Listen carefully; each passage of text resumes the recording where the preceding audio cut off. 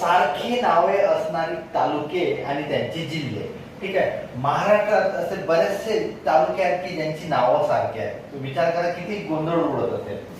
बघूया, पहिला आहे खेड. खेड हा रत्नागिरी जिल्ह्यात सुद्धा आहे आणि पुण्यात सुद्धा आहे. दुसरा आहे कारंजा, वाशिम जिल्हा आणि वर्धा जिल्ह्यामध्ये. तिसरा आहे नांदगाव, नाशिक जिल्हा आणि अमरावती. नांदगाव हे नाशिक जिल्ह्यातही आहे आणि अमरावती जिल्ह्यातही आहे. चौथा आहे कळंब.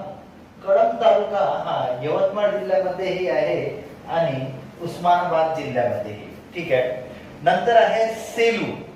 सेलू हा परभणी जिल्ह्यात सुद्धा आहे आणि वर्धा जिल्ह्यातही आहे.